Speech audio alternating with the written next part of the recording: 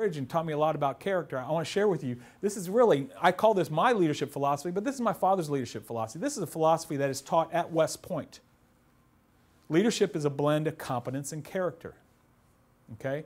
Leadership is a blend of competence and character.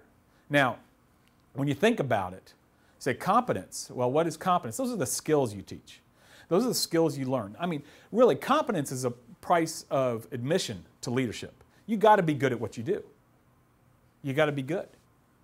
You got to have the skills. You got to know how in sales. You got to know how to empathize with your customer. You need to know your product. You need to know your competitor. You need to know how to go in there and compare and win, and know how to close and get the business. Those are skills.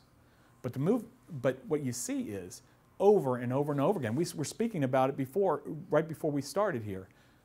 If you think about any leadership failure that you think of in the news or in history, is it ever an issue of a failure in competence in leadership? It's almost always a failure in character. Think about it. We just mentioned Bobby Petrino. Does he know how to coach football? Absolutely. Is he a successful football coach? Absolutely. It wasn't that he couldn't coach football. It was a failure in character of his that caused his downfall at Arkansas. Penn State, we mentioned Penn State. Penn State knows how to run an athletic department. I mean, they've had multiple national championships over and over and over again. It wasn't about that they couldn't run an athletic department. But at the time of testing, at the time when somebody had to step forward with courage and say, and this was years ago, somebody should have stepped forward and said, there's something going on here wrong, we got to get this guy away from kids. Somebody didn't have the courage to do that. It was a failure in character. Yet in corporate America, in nonprofit America, anywhere we go, we spend all our time training skills. We spend all our time talking about the competencies that you need to be successful. We hire people based on their skills.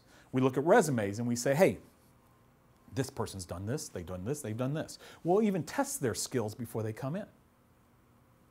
But if you look at history, you look at just recent history like what I just shared, it's not competence that people fail, where people fail.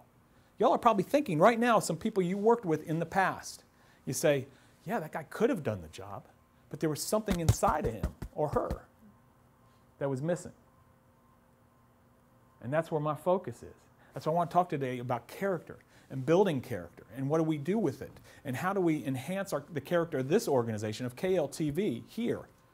What do you do, whether or not you're the top dog or you're on the front lines and you're out there seeing customers? How can you influence not only your own character but the character of the organization as well?